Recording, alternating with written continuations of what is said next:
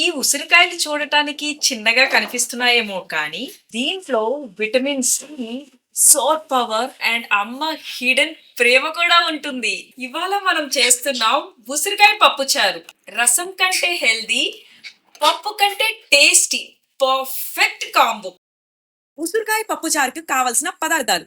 ముందుగా ఒక కప్పు కందిపప్పు తీసుకొని అందులో నీళ్లు పోసి ఒక హాఫ్ అన్ అవర్ నానపెట్టుకుందాం. పప్పు నానిన తర్వాత కుక్కర్లో వేసుకొని ఒక బౌల్లోకి 10 నుంచి 15 ఉసిరికాయలు తీసుకొని కొంచెం నీళ్లు పోసుకొని పప్పుతో పాటు కుక్కర్లో పెట్టుకొని ఉసిరికాయల్ని ఉడకపెట్టుకుందాం. స్టవ్ వెలిగించి కుక్కర్ని స్టవ్ మీద పెట్టుకొని 3 విజిల్స్ వచ్చేంత వరకు పప్పును ఉడికిద్దాం. పప్పు మెత్తగా ఉడికిన తర్వాత తీసి చల్లార్చుకొని పప్పు మిశ్రమము ఉసిరికాయలు కలిపి మెత్తగా మిక్సీ పట్టుకుందాం.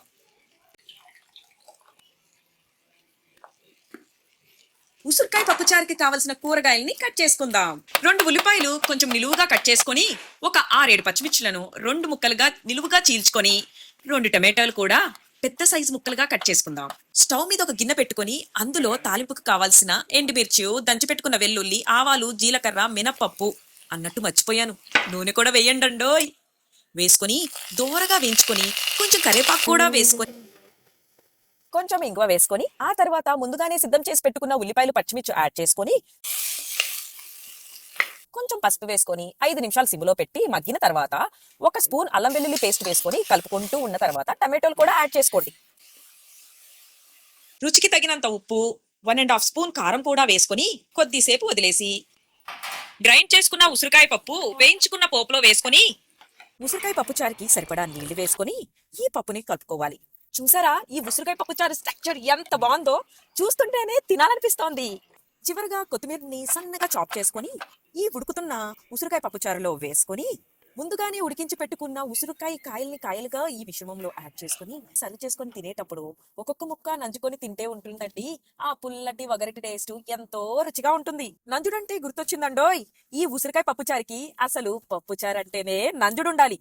లంచ్ అంటే నాకు ఫస్ట్ గుర్తొచ్చేది చేప ముక్కల ఫ్రై చేసుకుందామా? అది ఎయిర్ ఫ్రైయర్ లో. చాలా సింపుల్ అండి. ఎయిర్ ఫ్రైయర్ లో ఇలా చేప ముక్కలను పెట్టుకొని ఒక్క 10 నిమిషాలు కాల్చుకుంటే చాలు, చేప ముక్కల ఫ్రై రెడీ. అబ్బబ్బబ్బా, ఈ ఉసిరికాయ పప్పుచారు ఇలా మరుగుతూ ఉంటే స్మెల్ కి నోట్లో నీళ్లు ఊరిపోతున్నాయి. ఎప్పుడు తిందామా అని మీతో పాటు నేను కూడా వెయిటింగ్ ఇక్కడ. ఆలస్యం ఎందుకు, తినేద్దామా? ఈ చారు వింటర్ కి గిఫ్ట్ లా ఉంటుంది.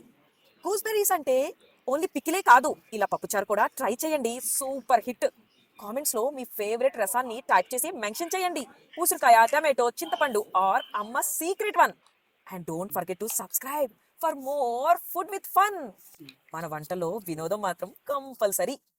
ఉసిరికాయతో ఫైట్ చేయటం వేస్ట్ బాస్, అది ఆల్వేస్ విన్ చేస్తుంది. Cold, cough, mood off or just craving hot rasam, ఉసిరికాయ పప్పుచారు ఈస్ ద బెస్ట్ చాయిస్. చూసారు కదా కాంబినేషన్. నాకు పప్పులోను, పప్పుచారులోను ఏదో ఒక నంజుడు ఉండాలి.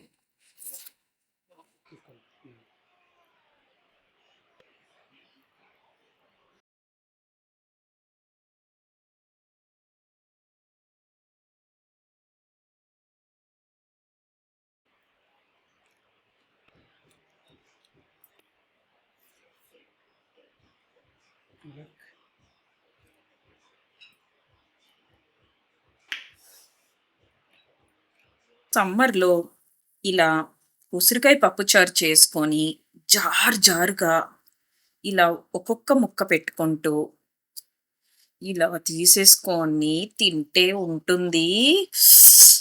హ్మ్. హ్మ్.